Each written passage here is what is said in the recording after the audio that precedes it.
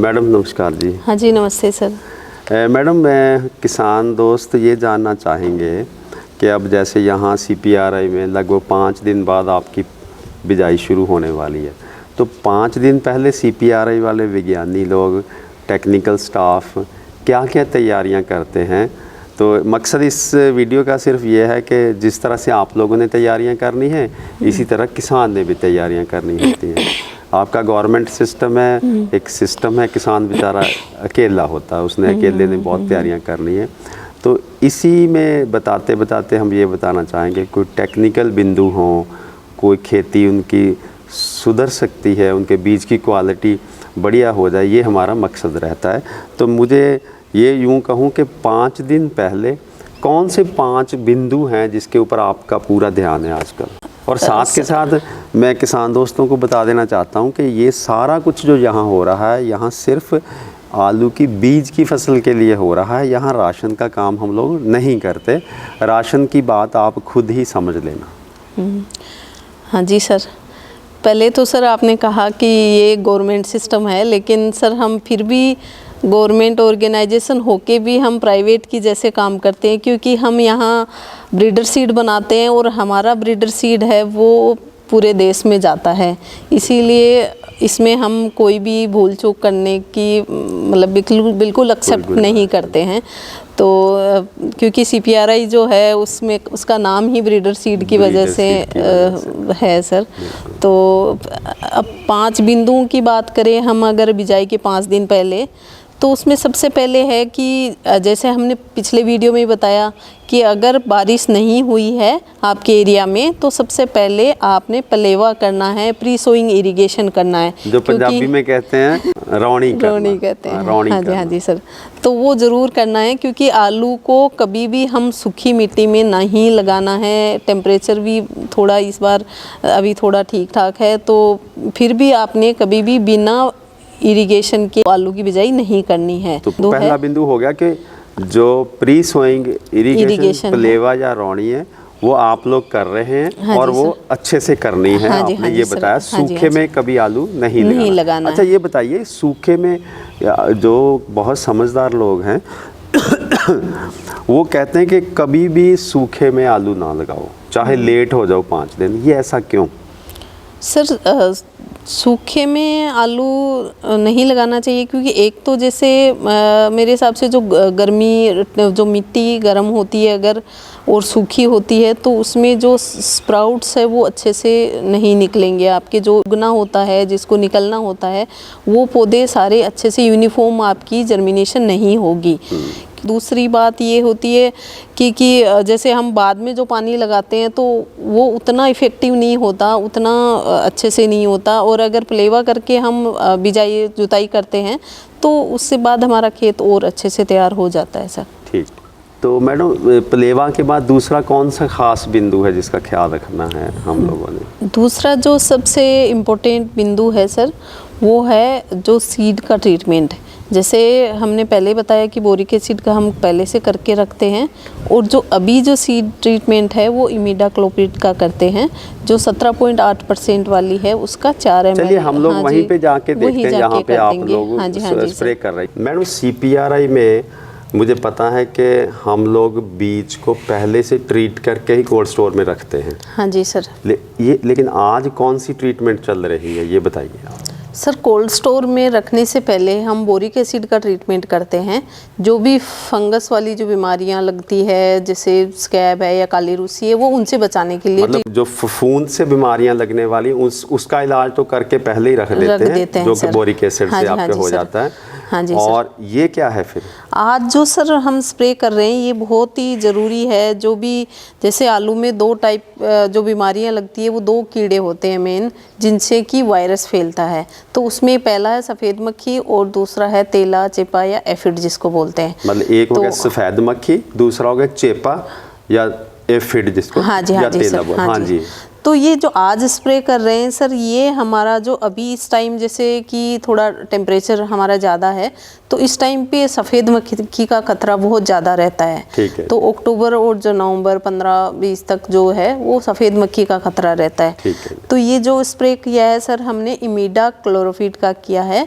इमीडा क्लोरोफिड में भी 17.8% वाली, उसका 4 ml 10 लीटर पानी में घोल के हम स्प्रे करते हैं सीड के बिजाई से पहले, 5-7 दिन पहले ही जैसे हमने इसको स्टोर से निकाला है।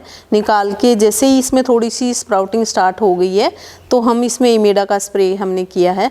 अब इसको जैसे ही ये सूख जाएगा, इसको फिर हम बोरियों में भर के रखेंगे और बिजाई करेंगे। अच्छा, तो जो मैंने ये समझा है कि कोल्ड स्टोर से निकालने के 5 दिन बाद इमीडा का स्प्रे कर दिया 4 ml प्रति 10 लीटर पानी लेके, हाँ और इसको 4 या 5 दिन बाद फिर आप इसकी बिजाई करेंगे। हाँ जी सर। चलिए आगे जो पहले जिसको ट्रीट कर रखा है उधर मुझे दिखाया था वो भी देखते हैं। जी सर। हाँ जी सर, जैसे मैं आपको बता रही थी कि हम इमीडा का स्प्रे करके 3-4 दिन तक पहले ही जैसे पैक करके रखा हुआ है, जैसे हमारा बीज पहले से हमने पैक करके रखा हुआ है।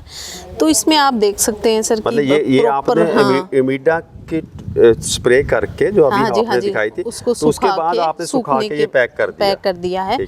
तो ये सर 4-5 दिन बाद बिजाई होनी है, तो इसमें जो स्प्राउट है वो थोड़े और अच्छे से बन जाएंगे। क्योंकि जैसे सर सीड प्लॉट में हम बात करते हैं तो उसमें एक नुस्खा ये भी है कि आपका जो बीज है वो अच्छे से उसमें स्प्राउट होना चाहिए, ताकि उसको खेत में बहुत दिन नहीं लगे उगने में। ठीक है। तो वो हमारा टाइम भी बचाता है, क्योंकि हमें जो पंजाब की बात करें तो 70 से 80 दिन मिलते हैं जो सेफ है सीड प्लॉट के हिसाब से।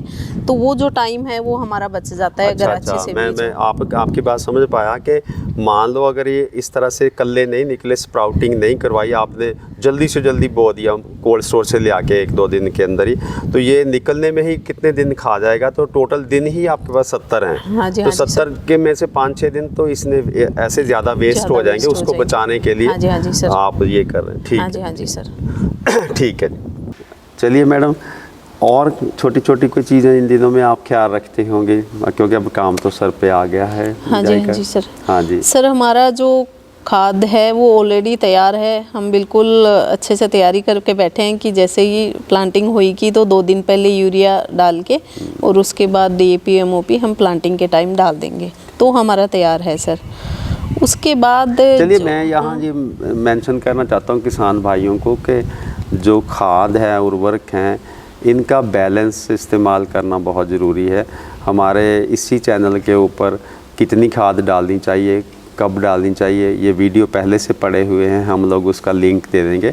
लेकिन खाद जो है वो बैलेंस हो, ये नहीं है कुछ किसान क्या करते हैं कि पोटाश बिल्कुल डालते ही नहीं हैं, 0 पोटाश डालते हैं। कुछ लोग ये है कि DAP बहुत ज़्यादा डाल देते हैं। कुछ लोग ऐसे हैं कि जितनी यूरिया चाहिए उससे 5-5, 6-6, 4-4 गुना ज़्यादा यूरिया डाल देते हैं। इसलिए जो भाई वैज्ञानिक लोगों ने 10-10, 15-15 साल खोज करके जो रिज़ल्ट निकाले हैं, बिना प्रश्न किए हुए उसको फॉलो करें तो अच्छी बात है। अगर आपको लगता है कि वो खाद कम है तो उसके ऊपर 5%, 10% ज़्यादा कम कर सकते हैं। वो भी कोई एक खाद नहीं, सारी खाद को करो जो भी करना है ना। तो मैं कल ही कोई किसान थे मेरे को मिले मैडम, तो उन्होंने पोटाश का एक दाना भी नहीं डाला और यूरिया जो है नीचे ही इतनी डाल दी कि जो टोटल डलनी थी वो नीचे ही इतनी डाल दी। 4 कट्टे 20-20-0-13 के डाल दिए। 4 कट्टे 20-20-0-13 के का मतलब ये कितनी नाइट्रोजन डल गई, बेसल डोज में डल गई। इसलिए खाद जो है बैलेंस जरूर डालें। हाँ जी, खाद के बिना आगे क्या? उसके बाद सर जो मशीनरी है हमारी, उसकी हमें मतलब पूरे अच्छे से तैयार हैं। वो जैसे सैनिक युद्ध करने के लिए तैयार होते हैं वैसे वो पूरे अच्छे से तैयार हैं। और उसके अलावा जो भी सर हमारे जो लेबर है उसकी, क्योंकि इसमें काफ़ी लेबर की रिक्वायरमेंट होती है, तो लेबर में हमारे ड्राइवर्स वगैरह वो सारे अच्छे से मतलब हमारी तैयारी है। और हम कोशिश करते हैं कि सर जो हमारे ज़्यादा एक्सपीरियंस वाले लेबर हो, जो ड्राइवर होते हैं, अच्छे ड्राइवर्स होते हैं, उनको हम प्लांटिंग में के लिए मतलब बिजाई का काम उनसे लेते हैं ताकि अच्छे से बिजाई अच्छे से बिजाई हो सर, कोई गलती ना हो। हाँ जी सर। शुक्रिया मैडम। इसी तरह से जब आप लोगों की जिस दिन बिजाई हो रही होगी तो उस दिन फिर एक छोटी सी वीडियो बनाएंगे, ताकि कोई जो भी बिंदु दिखाने वाले हुए तो हम उसमें भी दिखाएंगे। जी सर। आपका बहुत बहुत शुक्रिया। इसी तरह से इस चैनल के ऊपर किसानों को एजुकेट करते रहिए। हमें पता है लाखों किसान हैं, सब तक हमारी बात नहीं पहुंचती, पर कुछ ना से तो अच्छा है, कुछ हज़ार तक तो ये बात पहुंच रही है। वरना किसान की हालत ये है कि उसके पास उसके पहुंचने वाला कोई नहीं है, वो दूर दरार गांव में बैठा हुआ जो उसके मन में आया कर लेता है, क्योंकि उसको कोई समझाने वाला सिखाने वाला नहीं है। तो इस छोटी सी कोशिश में मैडम हमारी मदद कर रही हैं। कुछ लोगों तक तो चलो बात पहुंचती है। आपका बहुत बहुत शुक्रिया टाइम निकालने के लिए। जी सर।